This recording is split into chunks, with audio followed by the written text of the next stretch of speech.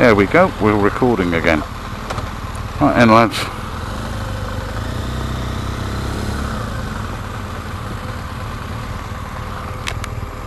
Let's all go together.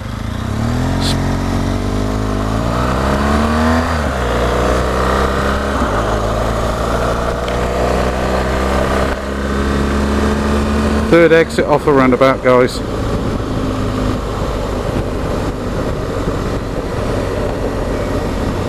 Yeah. So I'll go straight over the roundabout.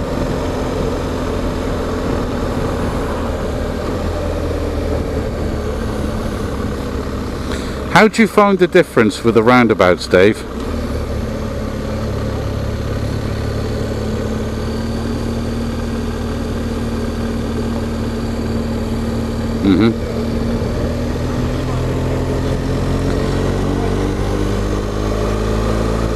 What then?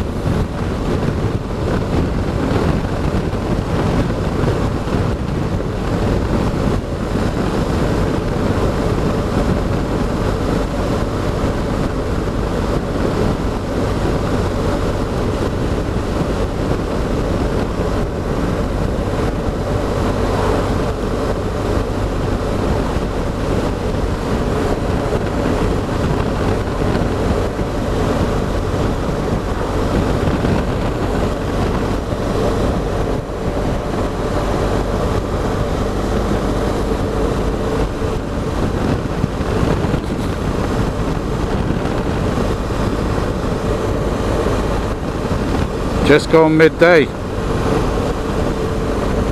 110 kilometers to our base. Should get there around about 1ish, shouldn't we? 80 kilometers an hour, maybe about 115, 120. Have lunch.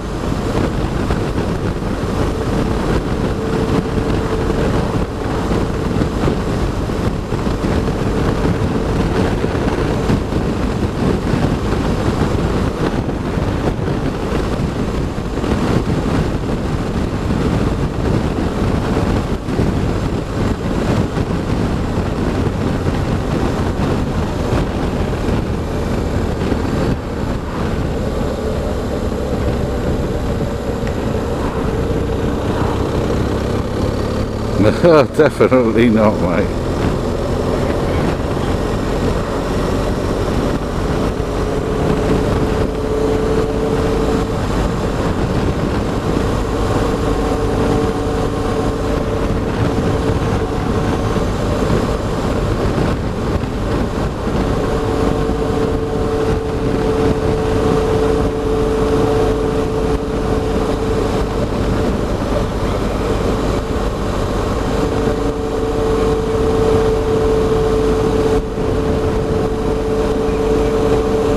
What was it reload yours doing? Mine did that when we stopped. Connected.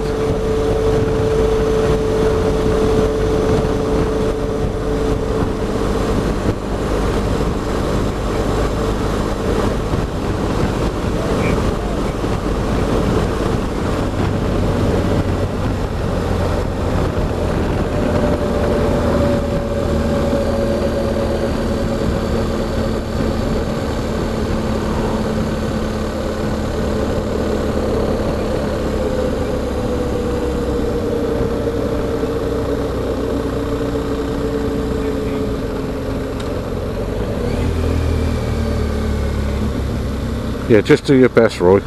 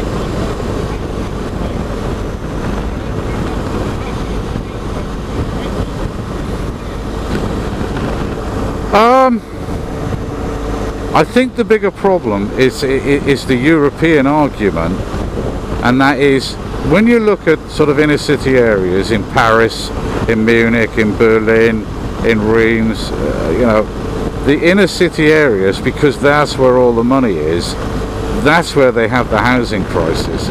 These areas, there ain't no issue with the housing crisis out here, but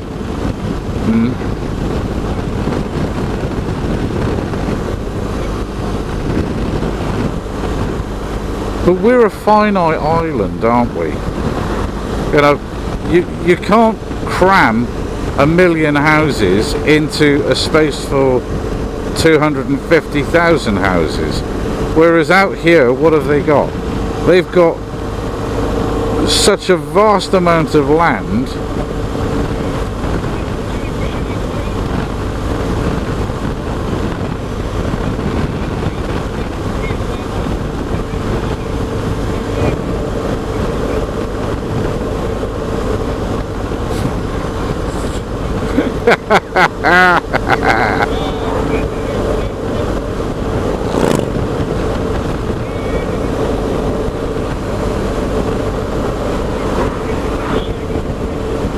No, they'll be too busy getting the duty frees.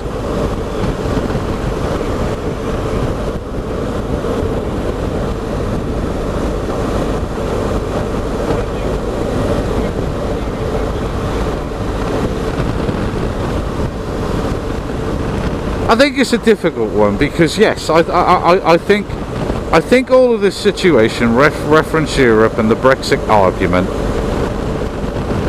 You know, this time next year I won't be able to move out here, or I will be, but I'd have to go through visa control and all of the sort of like relocation of, you know, who I am. Whereas now, if I wanted to move out here, there's no issue. I can come out here.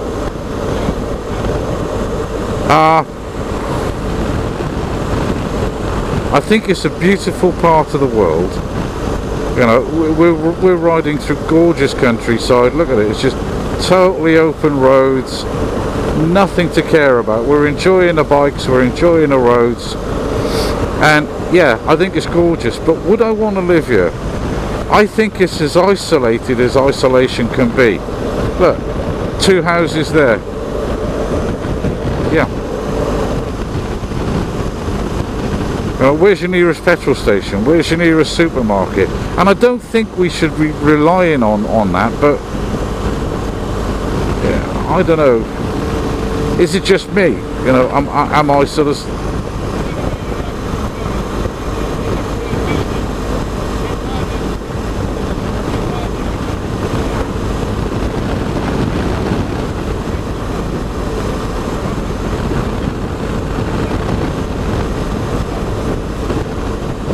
I'll tell you where I'm going, Roy. I'm going on the grounds of I really do like Europe. I love France and Germany for the openness of the countries, as in, you know, the roads that we're on and so on.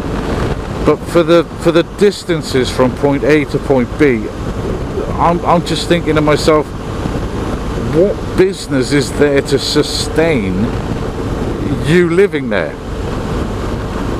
You know, if you lived in a house just here, say for instance, in that plot there, well, you know, okay, yes, we've got the internet, we've got all of the facilities available now, but 30, 40 years ago they didn't. And you can't rely on the fact of, you know, technology sort of helping, can you?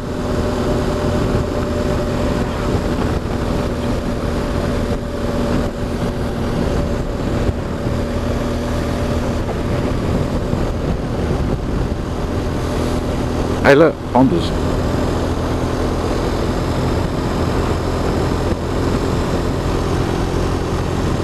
Everything in this country, in Europe, seems to be so vastly spaced out.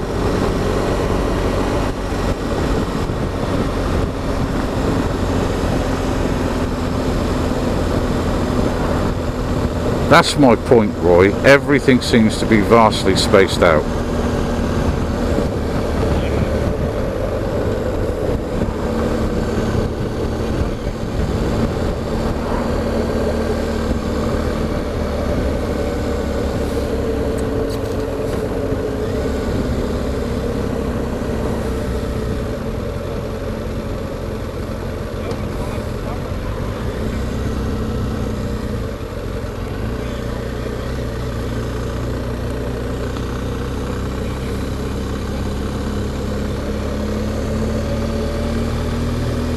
What, since Louis XIV got bloody undrawn and quartered?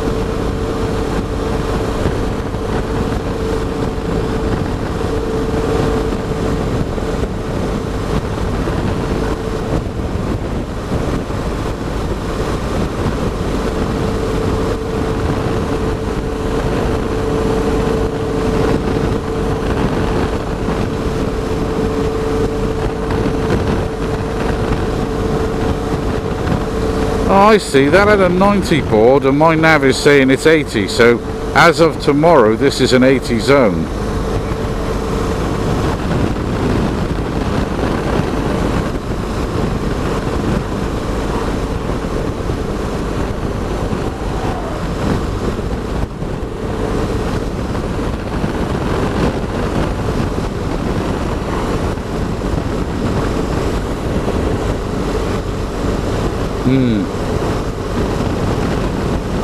I suspect that, you know, like a lot of the rules in France, you know, we should have flashes on our helmets, all of the shit that they sort of come forward with. You know, I suspect it's just another bureaucratical load of bollocks that they're not going to even entertain the thought of enforcing.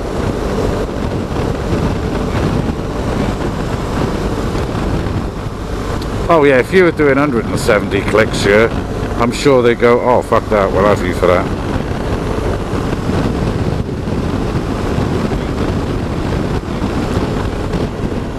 Did it? Oh, was I speeding then?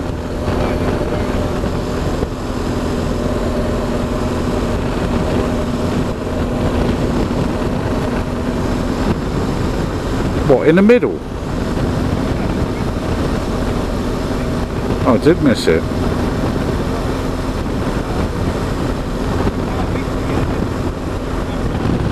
Alright, maybe it wasn't active.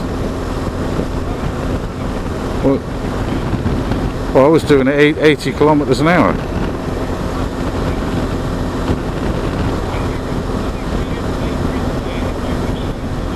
All right, good stuff.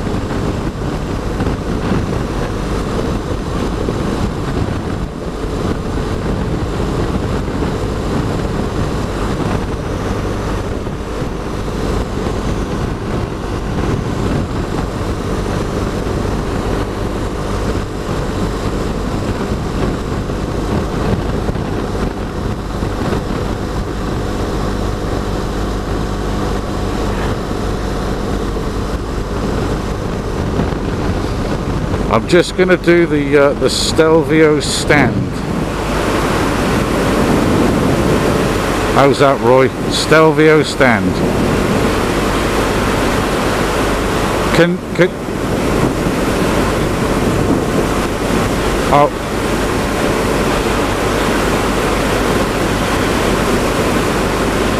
I'm only doing it to get some extra air around me ball bag. That's the difficulty with my tank, because it's so big. I'm not getting the airflow around me ball bag. I am now.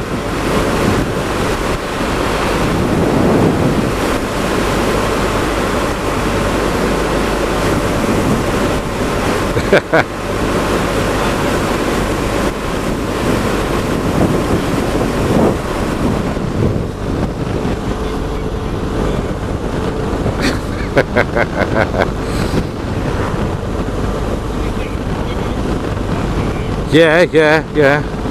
No.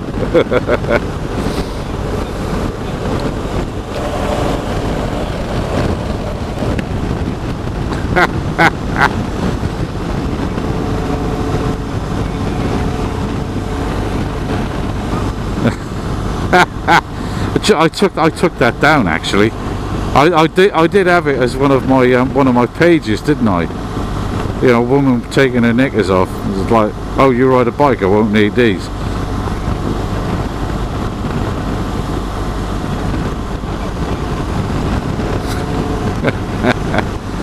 What, you don't get the joke, or you don't get the actual woman taking her underwear off?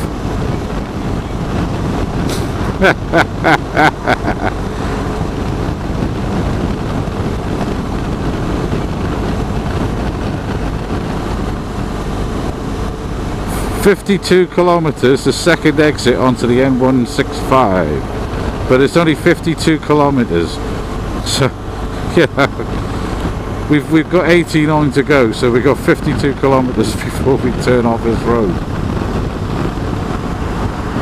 Just again, lads, say when you want to stop, say when you want a little stretch of your legs. And there's a 90. Oh right, this is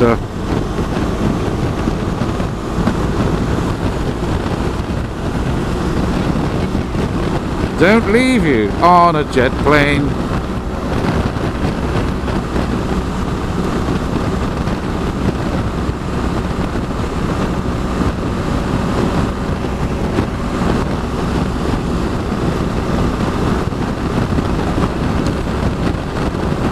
Why don't we tag in April, May time next year to do 100% to do Orador? Because that would be a down from shall we say Cherbourg, down to Dinan for the first day, then down to Orador, as in the hotel, and then the next day, the third day, do the actual village, and then sort of do the backwards run. What do you reckon?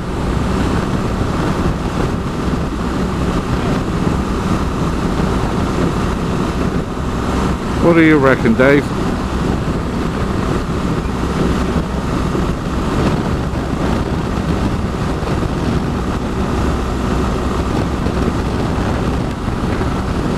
Well, Roy will explain Orador.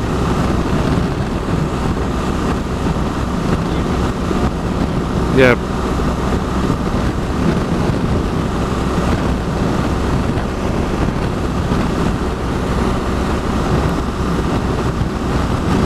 Yeah, but we did.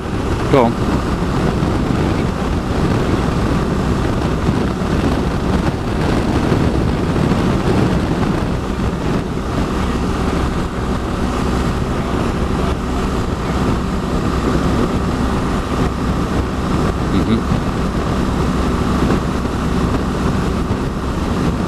Do you know the significance of Orador, Dave? Did we explain it to you? Right, go on then, Roy. You can explain it.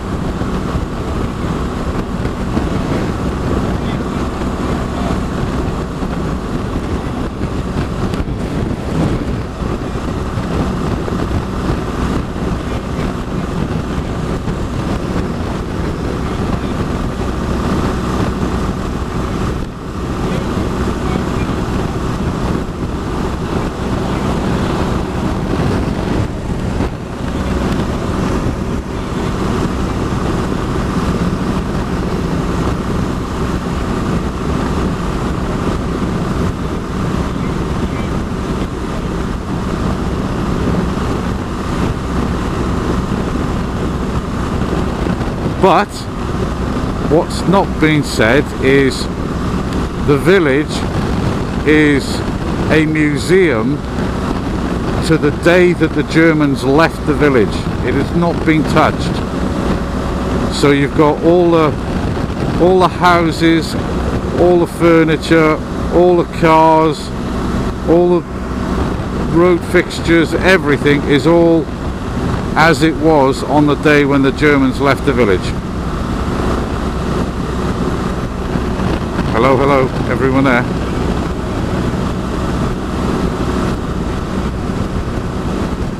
And that's what makes it a special place, is that the French have decided that they were going to basically leave it and not touch it.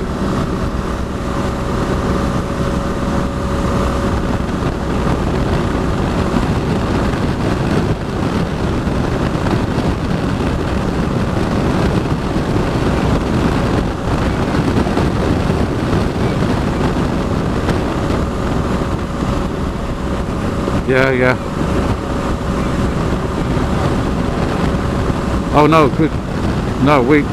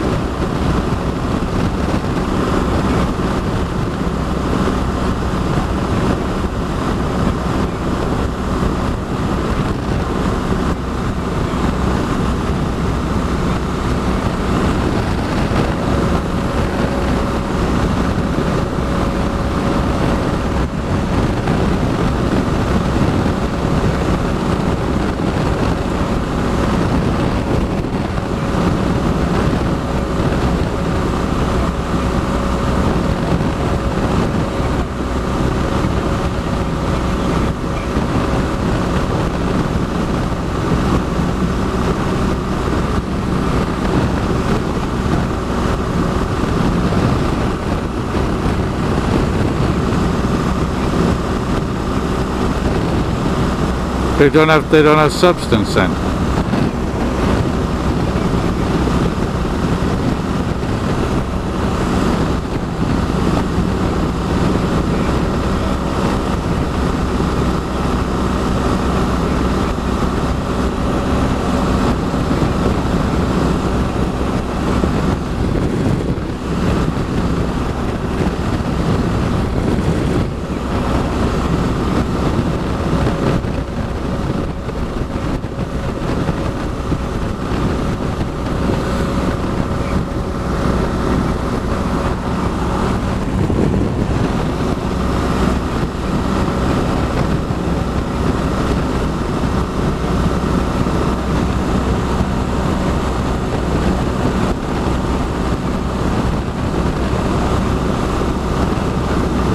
No, you're not allowed to complain.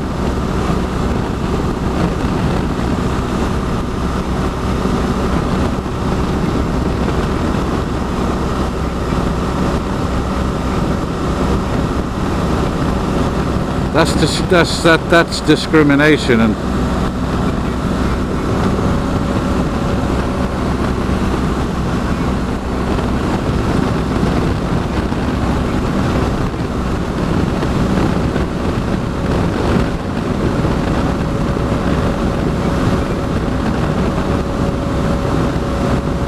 very true, very true.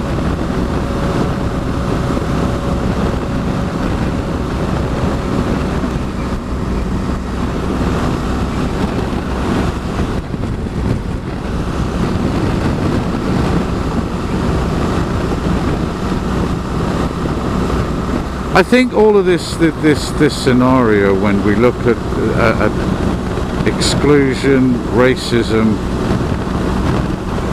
there has to be a logical path behind where they're going. Yes, I understand that, you know, black people feel that they're oppressed, and Jewish people feel that they're oppressed, and XYZ, gays, lesbians, blah blah blah, they all feel that they're oppressed. I understand that, but I would go down the road and say,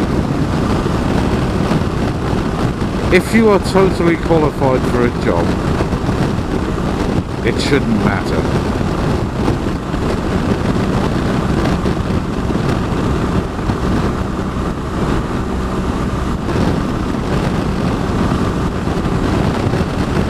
We are a company, Network Rail, that is very inclusive to have people working with us. Any colour, any creed, anyone, male, female, makes no difference.